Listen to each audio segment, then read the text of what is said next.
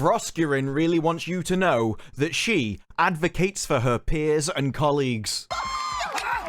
Makes her teams incredibly pleasant. And stands up for marginalized voices. Honestly, I'd hate to see what it's like when she's not there. Oh my god! Froskurinn is the lady who wanted the audience to know that YouTubers aren't here to look easy on the eyes for you. Which is a good job, because if that was the main criteria, I failed that one the moment I got shot out of the womb. Now, I've got to be honest, I'm not sure if that's meat on her. No, those are definitely silicone, aren't they? But they are throwing meat. And this clip comes courtesy of Lyndon, and it's from a larger G4TV show where they realized, oh no, Froskurinn's rant, it cost us tons of subscribers and an absolute fortune in money. Previously, we'd been gaining 40,000 subs a month, and now we're losing 2,000 a month because we've scared all of our viewers off.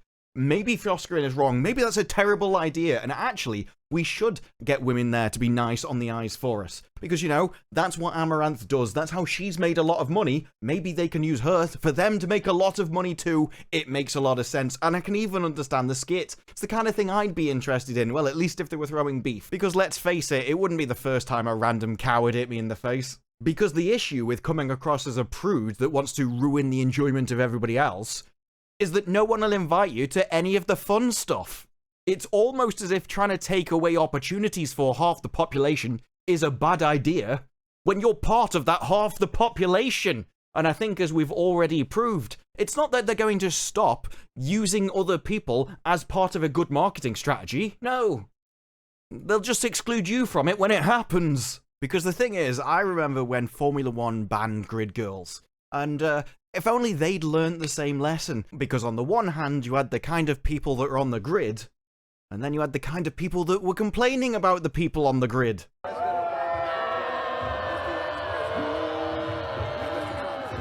And at the end of the day, if you want to make money, I think we all know which one is getting yeeted off the racetrack. Admittedly, it might require a forklift, but we can definitely get the job done if we apply ourselves. I am so sorry to my world. This is not what we want. Now, obviously, there is the problem of the massive amount of hypocrisy that G4TV has shown during this. On the one hand, you can't rant at your own audience that people don't exist to look easy on the eyes for you, while simultaneously running another show where they literally exist to look easy on the eyes for you. But let's face it, do you really think any of them care about having an honest opinion pitched forward to the audience, or is it simply more about harvesting virtue points through very easily espoused beliefs which none of them actually hold? Honestly, do you think anyone that claps like this is actually talking about a genuinely held conviction? The last time anyone clapped like that about oppression, they were just thinking about the next person they could get to step on them. Hey, she cooking, y'all. But at the end of the day, I don't care whether their belief is genuine or fake. They made their bed, and they made it with fitted sheets. So now, they're gonna have to deal with the fact that they're trapped inside it. Because it was done from the perspective of G4TV. This was an entire show. It was on an auto cue with a script. It had gone through editors. A highly produced piece of work. And it came out, and it wasn't done as an individual's opinion. This wasn't Frosk saying, I'm not there to be easy on the eyes for you. Largely because of everyone else would have laughed. This was done as a piece about problems in the gaming industry. It was tweeted out by G4TV, and at no point did anyone just go, actually, no, I disagree, or this is her personal opinion. No, it was all done as G4TV thinks this is a major issue, and it was done for easy PR. It was done to advertise the company, advertise the brand. They actually thought it'd get traction in media. Oh boy, it did. I do love those times where you kind of think that your ideas are really popular, they're the majority thing in the room, and then you find out actually it seems to just be us. And I don't think it can be taken as G4TV learning a lesson. This isn't a case of we listened to you and we've changed what we've done, because that show's still the same, those people still believe the same things. And they'd tell you again if they thought they could get away with it. Attacking their audience isn't exactly new to them. You've just got to go on their Twitter feeds to find out how often they feel like they should do it. And the thing is, if they want to make the content and other people want to watch it, okay, whatever, it's none of my business. But if Frosk genuinely believes what she said, then that does make it hers. Because she didn't say, I'm not here to do it. She said, women aren't. The women of G4TV, and that means all of them. And especially when she said things like she stands up for marginalized voices. She works really hard and makes her teams pleasant, and she will always advocate for her peers and colleagues. And her advocating for those colleagues should obviously mean that things like this don't happen. Why aren't you advocating against this, Frosk? We all know how strongly you feel on it. You were almost in tears during that speech. I just can't work out why you're not speaking out about this. Where's the ultimatums? Where's laying everything down on the line for your beliefs? And obviously it shouldn't just be Frosk. The entire Xplay staff should do it, because they all backed that idea. They all backed that speech. They were there right alongside, not a single one standing up for anyone in their audience. Oh no, they were all in line, all behind that belief.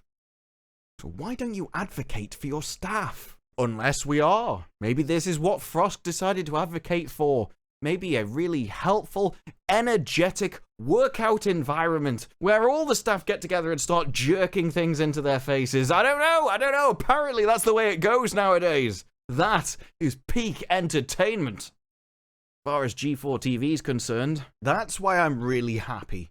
Really happy that me and Frosk are on the same page. We agree about what entertainment is and what entertainment should be, and we'll both advocate for the same things. I'm happy that the staff at G4TV realize that their entire life was a lie.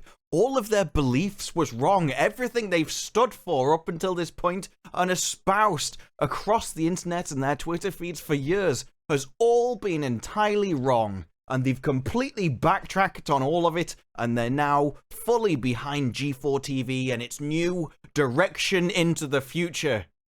Purely on the backs of 2 piles of silicon. And I look forward to everyone on the Xplay team getting their new silicon enhancements. Because that's the argument you've got to believe if you think that this is G4TV learning from their mistakes.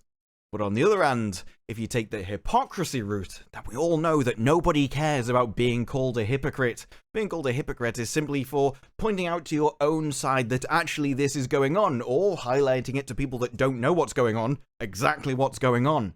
But it has no effect on the person you're calling it to, largely because they already know and they just don't care. The original speech wasn't done because it was meant to change the gaming industry or improve it in any way. It was to get viral press attention so that your G4TV stands up against the evil gamers and get them a load of free advertising and hopefully a load of new subs, because they genuinely think that there are enough nutters out there that agree with them, and they soon found out there isn't. But it was also done out of pleasure.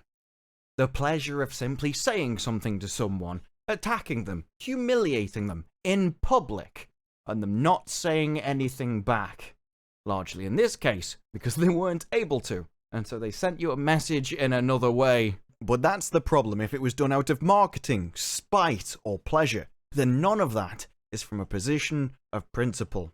And only principle could actually make you feel sorry about what you've done, or stand up against something which goes against what you believe, regardless of what some people may say, because words are cheap. But let me know your thoughts down in the comments below. Like the video if you like the video, subscribe, more videos like this in the future, and I will see you in the next one. Bye-bye.